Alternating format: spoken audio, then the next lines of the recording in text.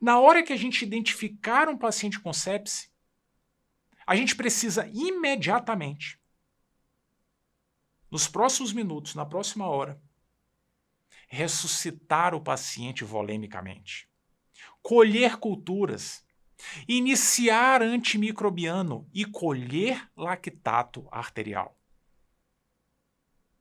Essa é uma sugestão que vale muito a pena a gente seguir. Muito, muito a pena. Essa coisa do lactato parece bobeira.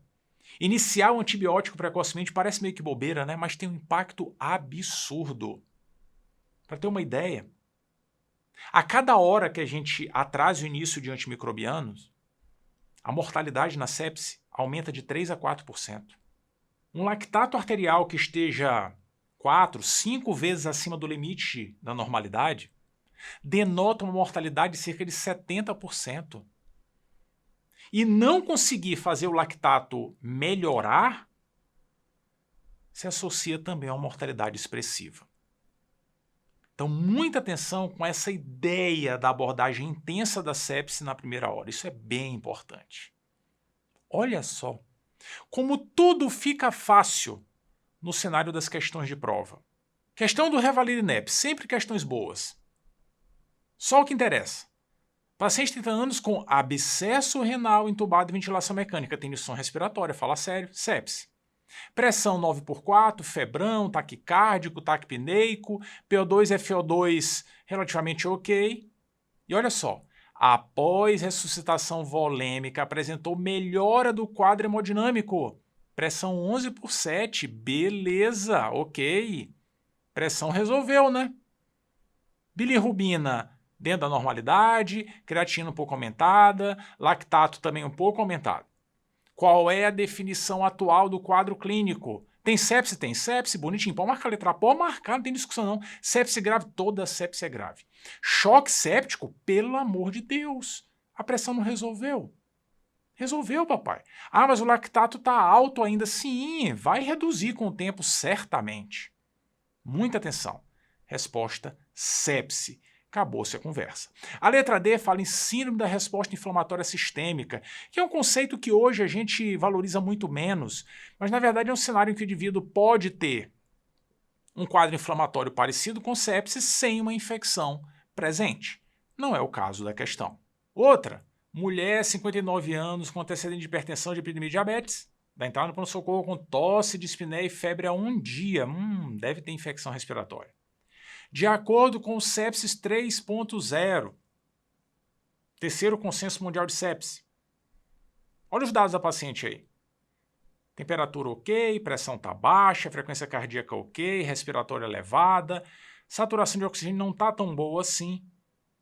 E olha a gasometria. Apesar do pH bom, tem uma acidose metabólica, né? Olha o bicarbonato 16 e a PCO2, por sinal, está bem reduzida porque a paciente deve estar hiperventilando para compensar a alteração intraorgasosa.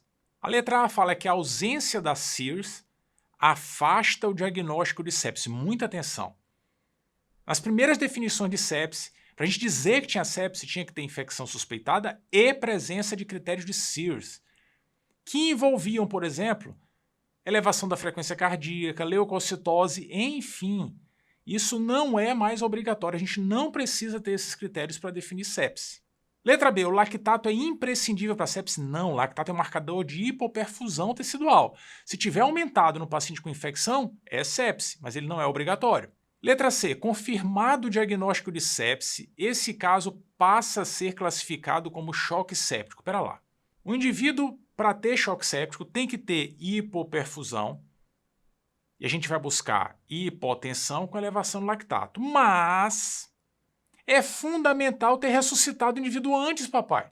A questão nem deu lactato pra gente, né? Mas enfim, tem que fazer ressuscitação volêmica. Já fez? Não, então não pode ser choque séptico. Acabou-se. Letra D, o hemograma elucidará se o diagnóstico sindrômico é de sepse. Dane-se hemograma. Não quero saber de hemograma, não. Hemograma pode ser normal na sepse.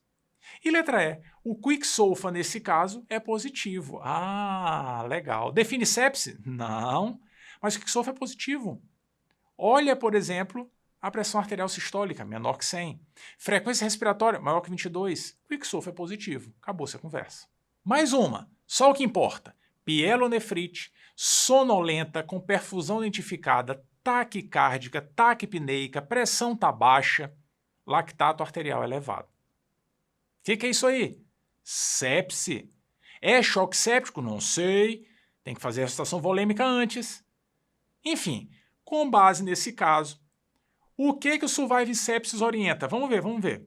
Letra A, deve-se utilizar o Quicksilver para rastrear sepse? Não. Letra B, Quicksilver para rastrear sepse? Não. Letra C, não se deve utilizar o Quicksilver para rastrear sepse, legal. Mas sim iniciar a ressuscitação volêmica, beleza, e antibiótico até 1 hora, beleza.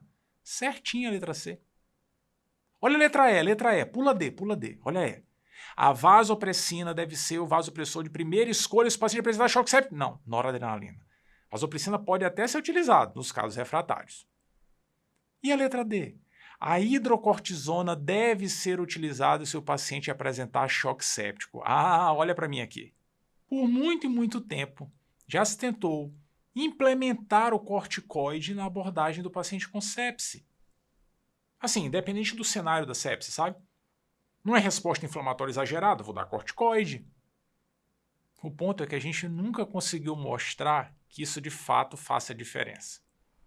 A ideia hoje é que a gente considere o corticoide em situações bem específicas. Por exemplo, no indivíduo que tem um choque séptico de difícil controle. Estou usando droga vasoativa, titulei a dose, mas a pressão sobe para valer, sabe? É que nesses casos é possível que exista algum grau de insuficiência adrenal associada. E aí o corticoide pode ajudar. E aí o fármaco mais utilizado geralmente é a hidrocortisona mesmo, doses baixas, geralmente 200 mg a dia, em doses fracionadas muitas vezes. Esse é o ponto. Cuidado para a gente não patinar dentro da ideia do corticoide.